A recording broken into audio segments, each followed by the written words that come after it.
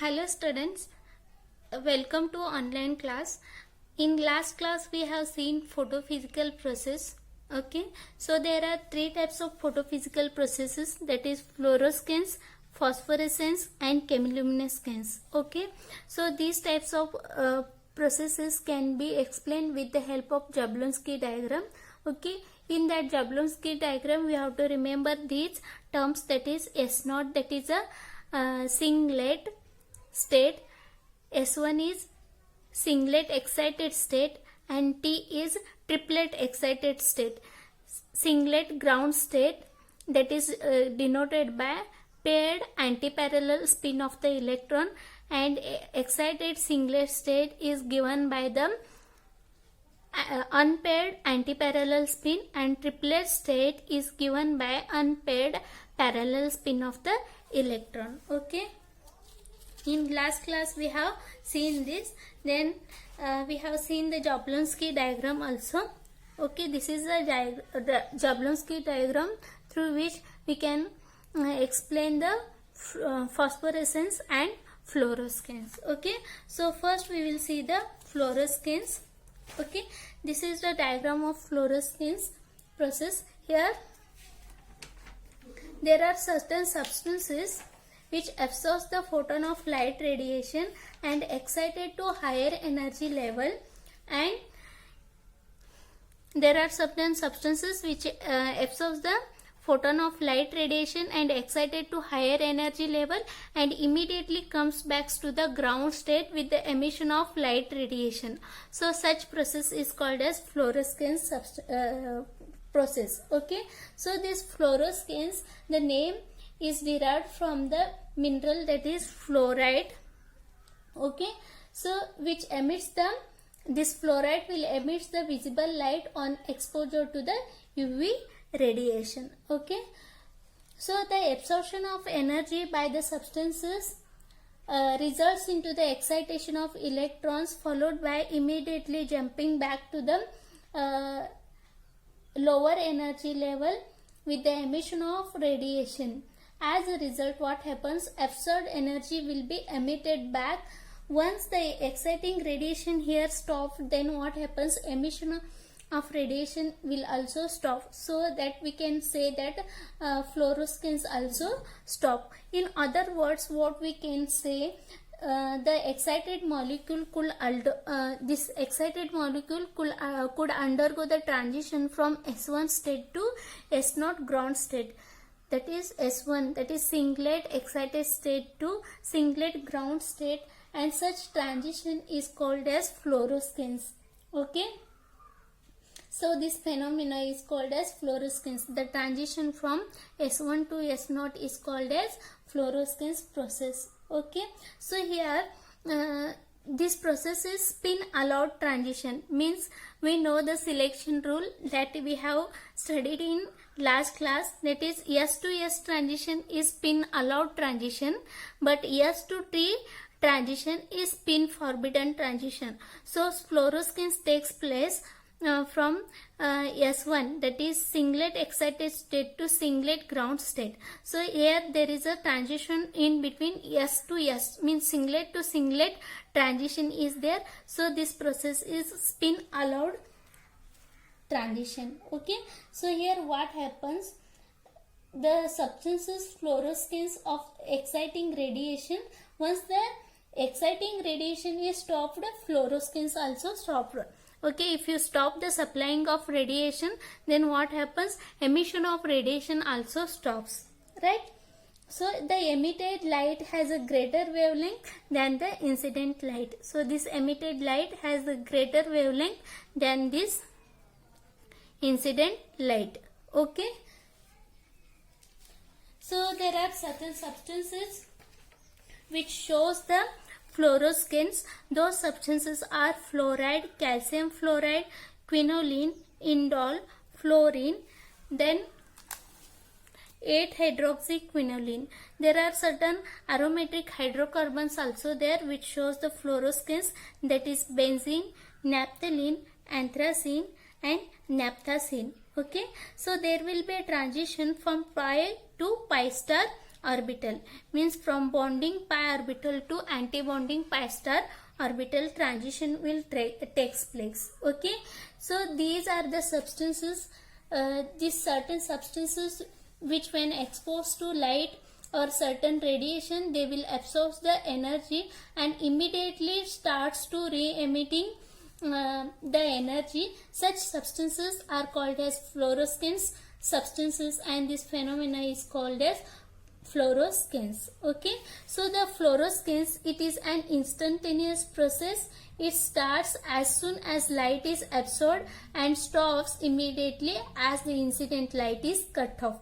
Okay, then the phenomena is exhibited by the solids, liquids and gases also, but in the gases, what happens, if the pressure is very low, fluorescence will not be observed in those types of gases. Okay, these things you have to remember. So this is very important for 2 marks. Okay, they may ask define the fluorescence with the example. So this is important for 2 marks. Okay, next, if the different substances fluorescence with the light of different wavelength, we know that. So if there are different substances are there like quinoline, indolene, so they will fluorescence with the different wavelength.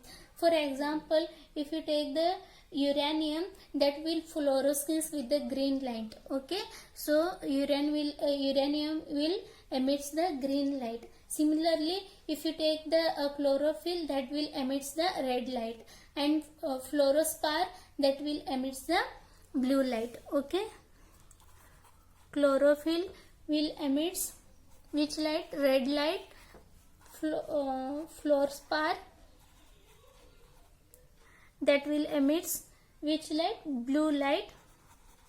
Then uranium will emits the green light. Okay,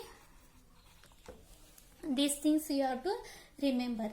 Next we will see the phosphorescence. This is the diagram for the phosphorescence. Okay, so here what happens, the phosphorescence is observed even after the stop of the supplying of the energy. If you stop the supplying of energy, even after emission of the radiation will be continued.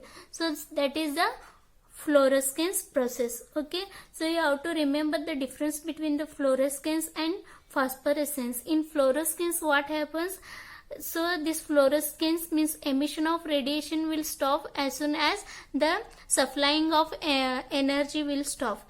But in phosphorescence, what happens, if you stop the supplying of radiation, then what happens, even after the stopping of the supplying of radiation, phosphorescence will continue, means emission of radiation will be continued, and such process is the phosphorescence. Okay, the phosphorescence, the name derived from the phosphorus. Okay, that means it will close in dark. Okay, when a substance absorbs the radiation of light of high frequency and emits the light even after the incident radiation is cut off, then such process is called as phosphorescence. Okay, the substance which shows the phosphorescence is called as phosphorescence substances. So here I have mentioned some example for the phosphorescence, that is aromatics containing carbonyl or heterocarbon heteroatoms, and some zinc sulfide and sulfides of alkaline earths like calcium, barium, transuranium. Okay, so here you can see the quinoline, isoquinoline and indole. In these types of substances we can see the phosphorescence. Means what happens, if you stop the supplying of energy to these type of substances, even after we can see the emission of radiation for some time. So that is the phosphorescence. Okay, so here an interesting physical process by which an excited species at the T1 level may undergo transition to S0 level is by emitting the light that is the transition from T1 to S0 transition with the emission of light, that is called as fluorescence. Okay, this is the phenomena. Here what happens, spin is changed. You can see here it is a triplet state. That means unpaired parallel spin of the electron, and here it is a paired antiparallel spin of the electron. Means electron is coming from excited triplet state to singlet ground state. Okay, so here spin of the electron is changing. Okay, therefore we can say this transition is spin forbidden transition. When the radiation is made to fall on the substances, the substance will absorb the light radiation, and the molecule or atoms will excited to higher energy level. Okay, then while returning to the ground state, it will emit the radiation. Okay, and this emitted radiation will be of higher frequency. In doing so, the excited molecule passes from one series of electronic state to another series, then that will get trapped. In this way, time gap is found between the absorption and emission. Okay, therefore emission of radiation is continued for short period of time after the incident light is cut off. Okay, so that is the phosphorescence. Okay, so here it is generally shown by the solids. Phosphorescence is generally shown by the solids, and phosphorescence is chiefly caused by UV and visible light. Okay, so it will caused by the UV and visible light. The lifetime of the phosphorescence is much more longer than the fluorescence. We can see that. For that reason only fluorescence will take place, phosphorescence will take place even after the cutting of the or supplying of the light. Okay, therefore we can say that the lifetime of the phosphorescence is much more greater than that of the fluorescence. Mixing of different phosphorescence substance will give the different color. Okay, and here there will be a transition from N to pi star. Means here there will be transition from non-bonding orbital to antibonding orbital. In fluorescence there will be transition from pi to pi star, but in phosphorescence the transition will take place from N to pi star, that is non-bonding orbitals to antibonding orbitals. Okay, next we will see the chemiluminescence. Okay,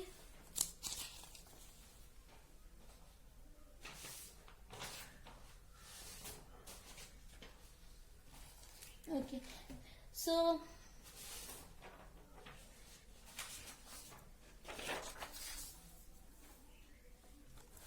let's see chemiluminescence.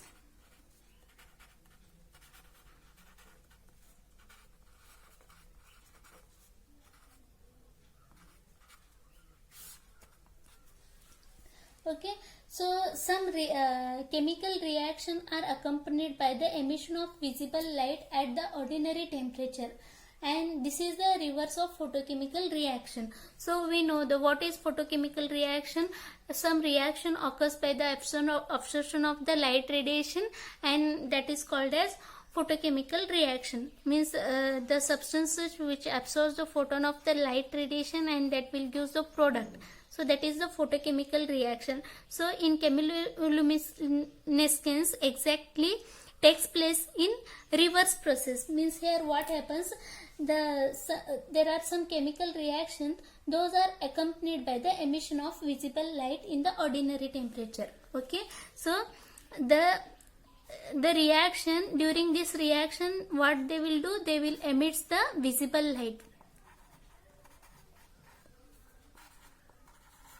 So this will take place in what? Chemiluminescence. But in photochemical processes what happens, the reaction will take place by the absorption of UV light or visible light, or we can say H nu, and that will give the product. But in chemiluminescence what happens, there will be reaction, and during that reaction they will emit the visible light, so that is called as chemiluminescence. Okay, so the emission of light as a result of chemical reaction, that is called as chemiluminescence. Okay, the reaction is referred as chemiluminescence. Okay, the light emitted in the chemiluminescence reaction is also called as cold light. This light is called as cold light because it produced at the ordinary temperature. So this reaction will take place at ordinary temperature. Okay, during this reaction what happens, visible light will be produces, or they will in certain reaction they will emit the visible light, and that visible light is called as cold light because that this reaction will take place in ordinary temperature. Okay, then the chemiluminescence is the emission of light as a result of chemical reaction at the room temperature. It must be clearly understood that chemiluminescence is not due to any photophysical processes like fluorescence and phosphorescence. It is not due to the any photophysical processes. Okay, so there are certain kinds of reactions which emits the light. Okay, at the room temperature they will emit the light, so that is called as chemiluminescence. For example, we can say the glow of phosphorus is due to slow oxidation. Okay, the glow of phosphorus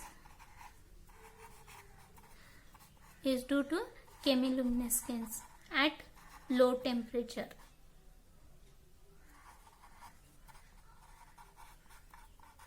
Okay, then the emission of light by the fireflies. You can see the in night there are some insects are there, some fireflies are there.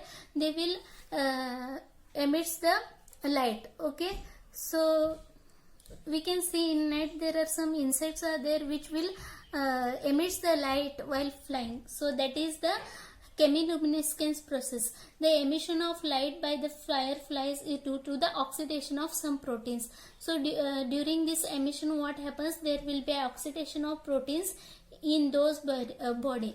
For that we can say the particular example, that is luciferin in the presence of enzyme luciferase. Luciferin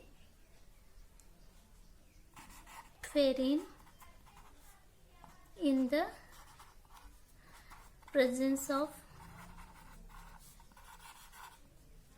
enzyme luciferase, means this is the enzyme which converts the light.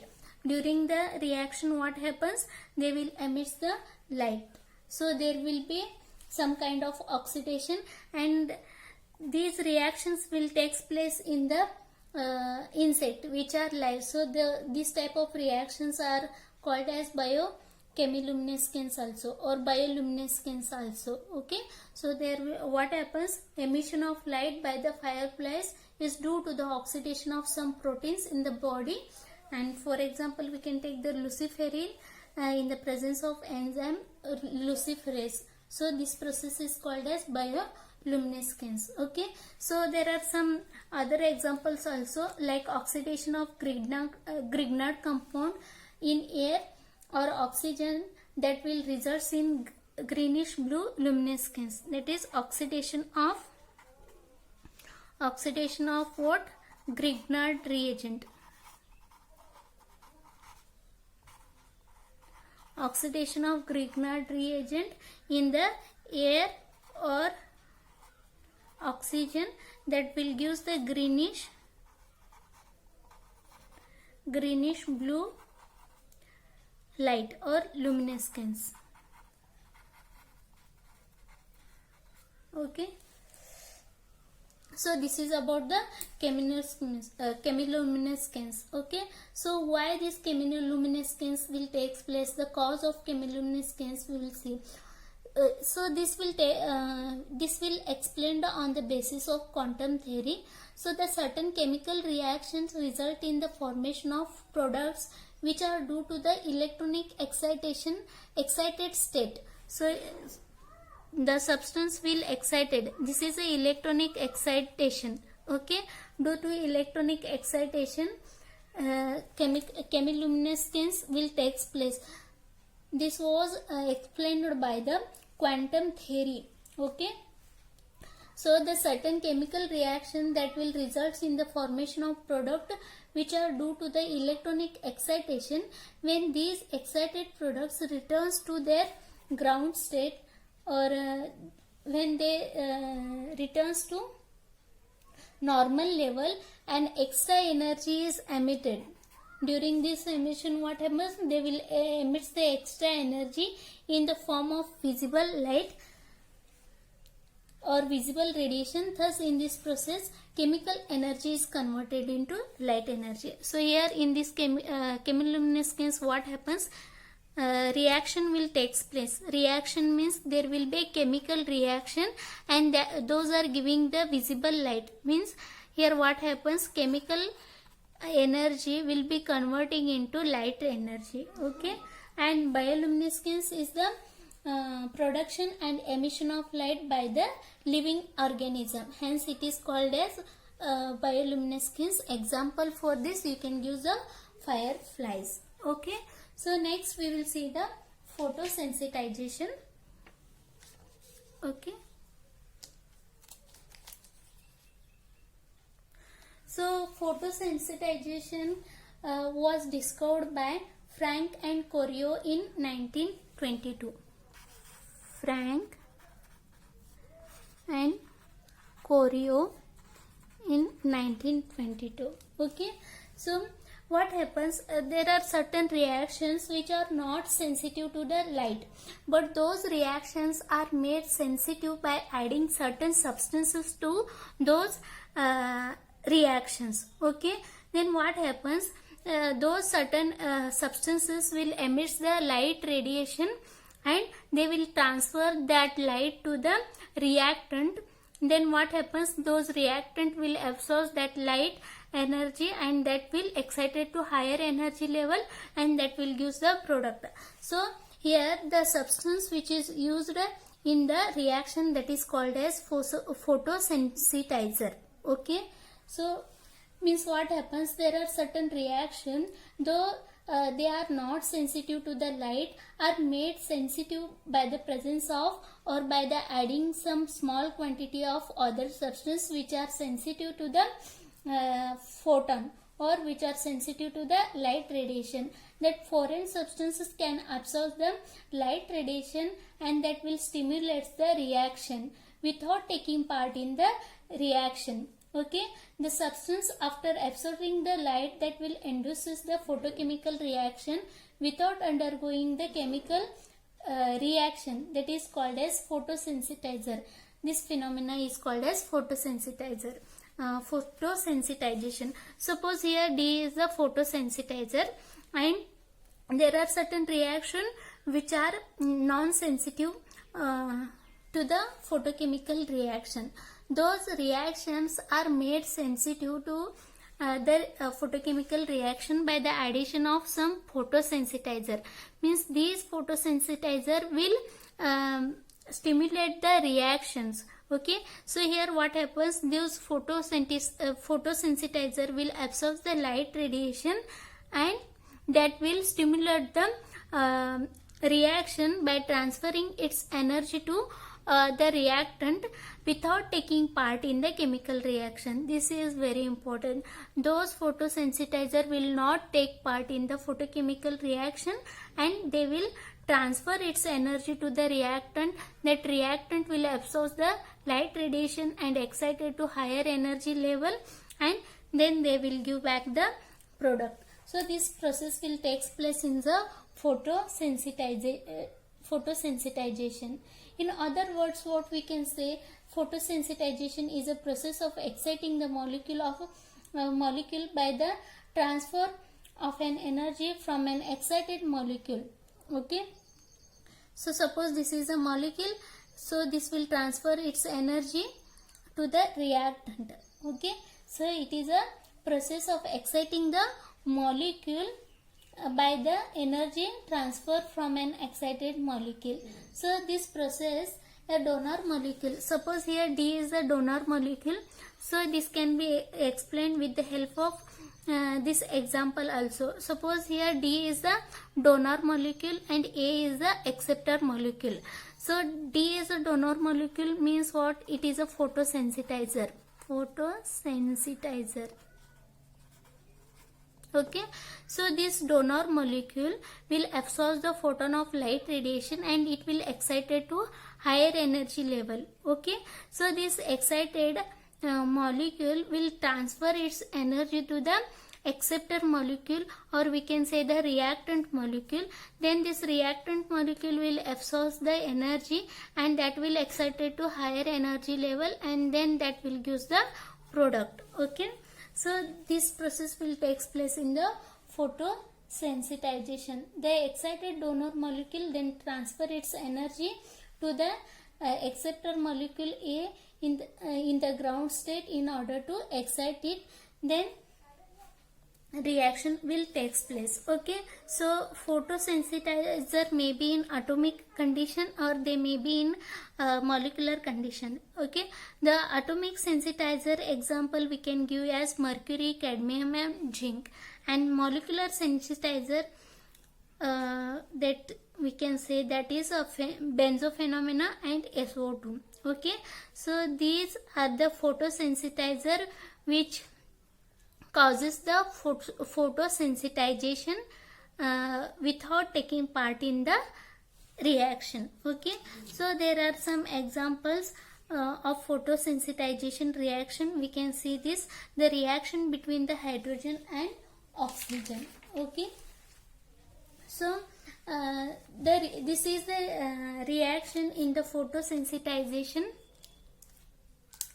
So it involves the mercury vapor and product is the hydrogen peroxide. You can see here.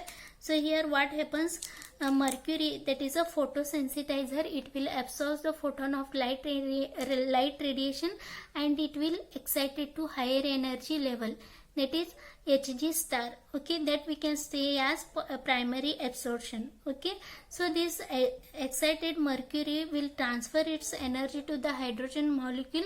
Then this hydrogen molecule will be in excited state, then that will gives the hydrogen atom. Okay, so here what happens, excited mercury atom will transfer its energy to the hydrogen molecule, and hydrogen molecule after absorbing the radiation, that will be converted into hydrogen atom. Okay, so this hydrogen atom again combines with the oxygen and that will give the HO2. Okay, so this HO2 will combines with another HO2 and that will give the hydrogen peroxide.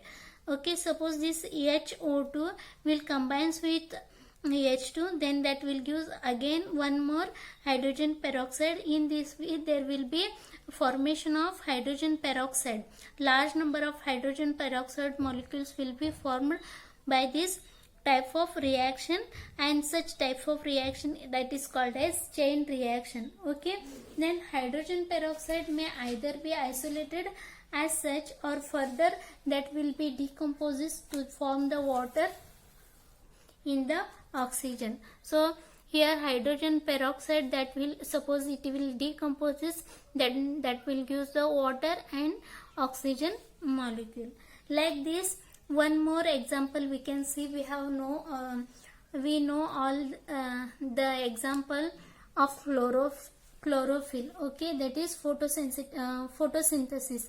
In photosynthesis what happens, chlorophyll will absorb the photon of light radiation and that will be converted into oxygen and starch molecule. So that is also one of the photosensitization reaction, because here chlorophyll will act as a photosensitizer, that chlorophyll will not take part in that reaction. Okay, that only transfer the light radiation to the CO2 and water. So here chlorophyll will absorb the photon of light energy and it is excited to higher energy level, and this excited chlorophyll will transfer its energy to the carbon dioxide and water molecule, and then it will give the starch and oxygen. and here see here chlorophyll is unstarved, means it shows it has transferred its energy to this carbon dioxide and water molecule, hence it is converting into starch and oxygen. Okay, similarly another example we can say here, the isomerization of the butene 2. So here SO2 will act as a photosensitizer. So this SO2 will absorb the light radiation H nu and that will excite it to higher energy level, that is SO star. So this will be in excited higher or higher energy level. Then this will transfer its energy to the cis butene 2. Okay, so this cis butene will absorb the light radiation and then it will be converted into trans butene 2. Like this there are several examples we can see in the photosensitization. So suppose if they ask the example for the photosensitizer, you can just write SO2, chlorophyll and mercury. Apart from that you can write cadmium, zinc. Okay, okay. So initially that it was thought that it is similar to catalysis, but later experiments this photosensitization shown that it was quite different from catalysis, because here what happens, as the that matter facts that here in the photosensitization, that photosensitizer will act as a carrier of energy. Okay, so there this SO2 that will act as carrier of energy, right? Only they are the carriers of energy, they are not a catalyst. So the catalysis reaction and here photosensitization are totally different from one another. Don't confuse with these two. So first, earlier they considered that photosensitization and catalysis are similar, but those are different. In later experiment they have shown that. Okay, so because here photosensitizer will act as only energy carriers. Okay, so hope you guys have understood this. Okay, so here we have completed this photochemical reaction. If you have any doubts, do comment in comment section. Okay, so in next class we will going to see the chromatography. Okay, so that is from analytical chemistry, that is also more important topic. So thank you guys.